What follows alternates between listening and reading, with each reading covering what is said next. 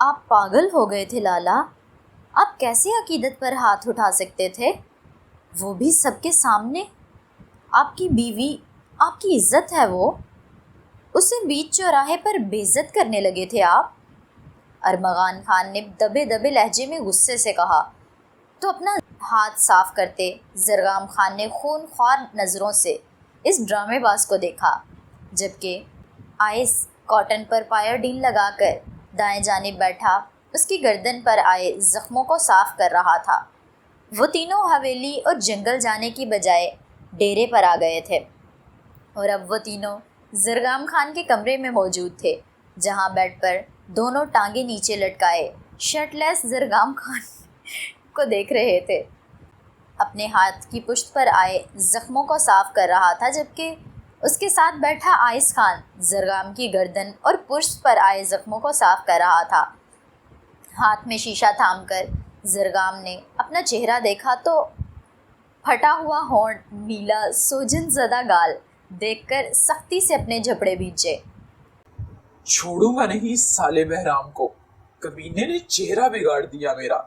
اتنے سالوں بعد میری بیوی سامنے آئی تھی اور کمبخت نے یہ شکل بنا کر اس کے سامنے پیش کر دیا۔ بہرام شاہ کی شکل کا نقشہ بدل کر اس کی بیوی کے سامنے پیش نہ کیا تو میرا نام بھی زرگام خان نہیں۔ ناک پر آئے زخم پر بینڈیج لگاتے ہوئے سرد لہجے میں کہا تو آئس خان نے بمشکل اپنا کہا ضبط کیا، جسے دیکھ کر زرگام خان نے گھور کر آئس خان کو دیکھا۔ اور کیا بکواس کر رہے تھے کہ ہاتھ کیوں اٹھایا؟ اندھے تھے جب اس بےغیرت نے میری بیوی کو اپنی اجرک تھمائی۔ وہ زرگام خان کی بیوی ہے، کسی ملازمہ کی نہیں، نہ ہی اس پر کسی کا حق ہے جو اس طرح جیتا ہے۔ میری نظروں کے سامنے 2 بار میرے دشمن کا بازو تھام چکی تھی وہ۔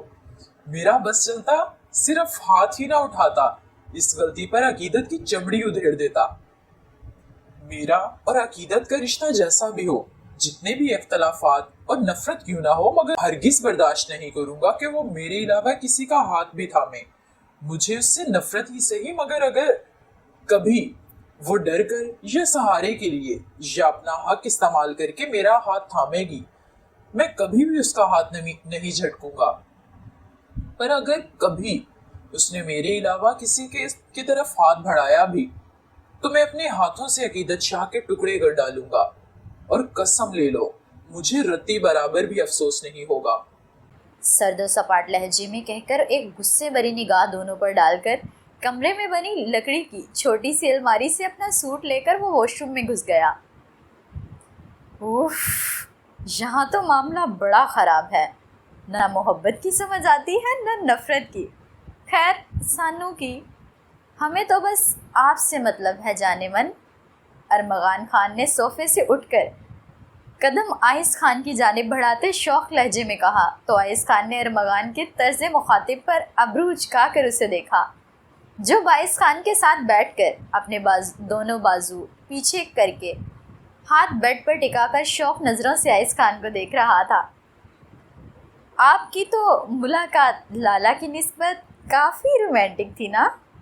اوف کیا سین تھا! ایک طرف میدان جنگ تھا تو دوسری جانب عاشقوں کا ملاپ۔ میری آنکھوں میں تو آنسو آ گئے۔ ویسے کیا کہا میری ہونے والی بھابھی نے؟ وہ آپ کی سائڈ ہے یا اپنے بھائی کی؟ ویسے جس طرح تڑپ کر وہ بہرام شاہ کی جانب بڑھی تھی، اس سے تو یہی لگتا آپ کی دال جلدی نہیں گلنے والی۔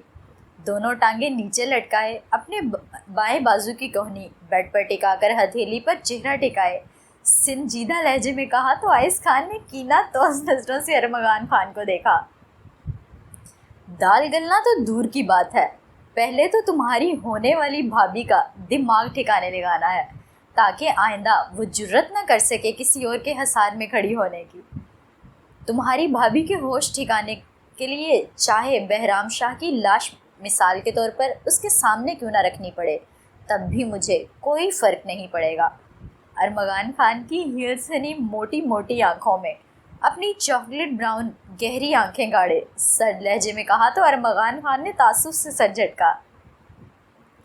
جلاد بھائی کم تھے، ان کے آگے سے شوہر بھی ان جلادوں جیسے 4 ہاتھ آگے کے مل رہے ہیں انہیں۔ اللہ ہی رحم کرے میری بیچاری بھابھیوں پر۔ واش روم سے فریش ہو کر نکلتے زرگام خان کو دیکھ کر ہاتھ اٹھا کر دہائی دیتے ہوئے کہا تو زرگام خان اور آئس خان نے خون خوار نظروں سے ارمغان خان کو دیکھا۔ اب اگر تمہاری زبان پر ایک بار بھی ان شاہوں کا ذکر آیا تو یقین مانو ارمغان خان اپنی رائفل کی ساری گولیاں تمہارے سینے میں اتار دوں گا، اور تمہیں اندازہ تو ہو گیا ہوگا یہاں سردار زرگام خان سے سوال کرنے یا اس پر انگلی اٹھانے والا ابھی تک پیدا نہیں ہوا۔ زرگام خان کے سرد و سپاٹ لہجے پر ارمغان خان نے اپنی آنکھیں گھمائیں۔